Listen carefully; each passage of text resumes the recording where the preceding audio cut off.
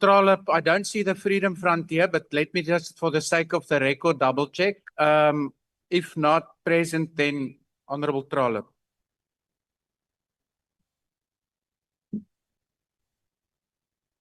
Chairperson, as global and regional threats to peace and security continue to escalate, South Africa must act with urgency to strengthen its deterrence capabilities and ensure the operational readiness of the state to respond as and when the need arises.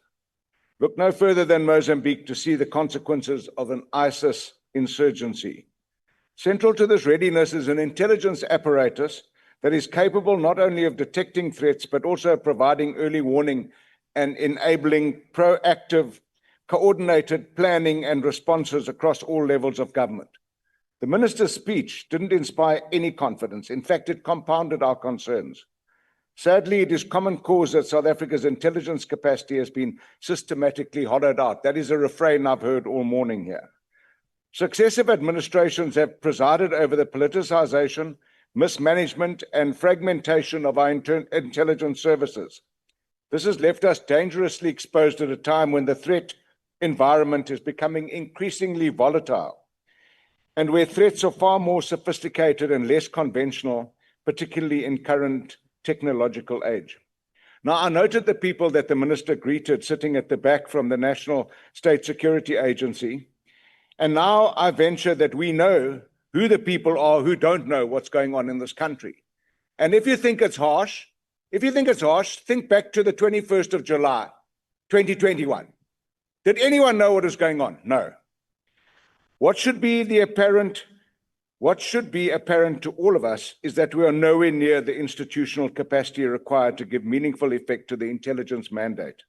From transnational trafficking syndicates and terrorism to espionage and the invasion of our porous borders, the state lacks the strategic coherence, technical capability, and professional leadership required to secure the Republic against both current and emerging threats. It is with this context that Action SA registers its deep concern. Minister, despite repeated commitments, neither the National Security Strategy nor the 2024-2025 National Intelligence Estimates have been released.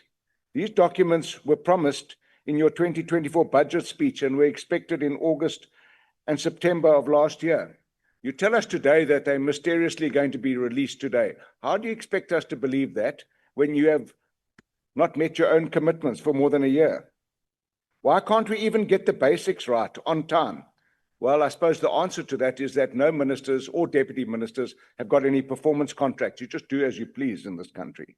This delay undermines parliamentary and oversight transparency, particularly given that these documents were intended to respond to the exact concerns we are raising today.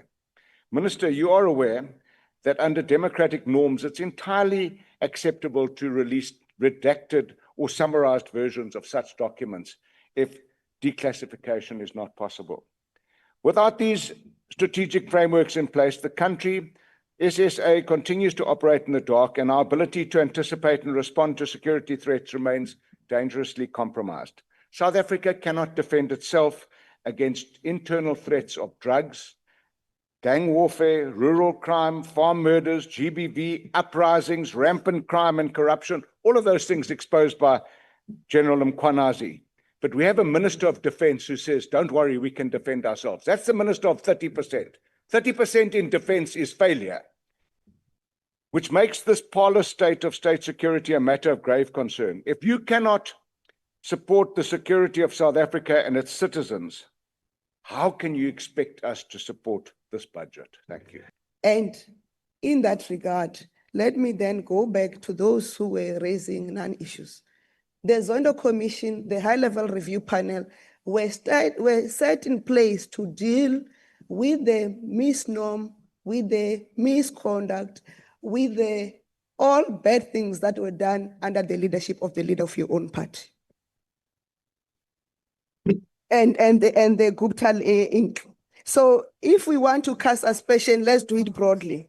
Let's then move on to the next issue that was raised by Honorable Trollip, raised an issue of why we're releasing the NSA NSS only now and the NIE now. We had to go into consultations because even the declassification, and we kept on saying we are consulting. Even the declassification was an issue of what to release. It is a first in this Republic of South Africa since 1912, not even since in 1994. It's the first that the National Security Strategy gets released and the National Intelligence gets released. So we needed to make sure that we tick all the boxes, we cross all the I's and we cross all the T's and we dot all the I's. But we are releasing them now and we've given guidance on what to do.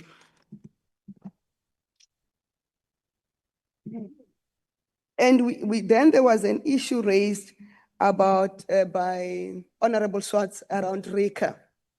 When the RICA bill, which members of the 6th Parliament had to fast track was done, we raised a concern that that RICA bill was not substantive enough, will not address the challenges we had.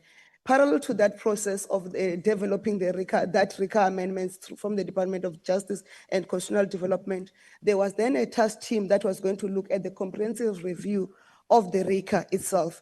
And that task team did work until June last year.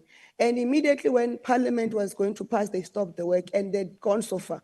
Our argument has always been, finalize the comprehensive review because that's what's going to be meaningful.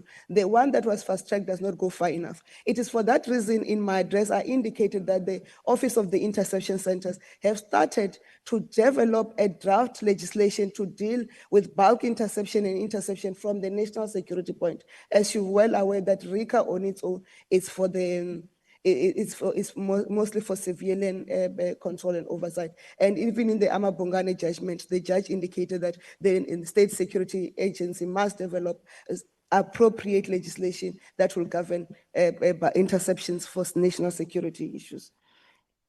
And we are indeed implementing the Zondo Commission report, and we submit progress report. I think a month ago, we submitted progress report to Parliament, and we have undertaken that we are going to submit again every quarter, including in Cabinet. Though it's not the work of this commission, of this SSA, is the work on my other capacity as Minister in the Presidency. And we have to table the reports and will continue to submit the copies of those reports to Parliament. If I had the latitude of time, I'll give a breakdown on the progress in implementation of that report. So there's no misnomer in a commission that has been set with timeframes and clarity.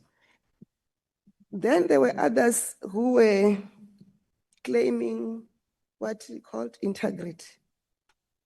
And then I don't know if I need to go and dig up on point, given that Honorable Kola has gone to 16 years ago in Bapalabura and she's not even finished with facts and she's making judgment. And I thought the NPA does not investigate, is the other agencies that investigate. The NPA only take decision. But what gets me scared is that Honorable Kola says she knows what they are investigating. I don't even know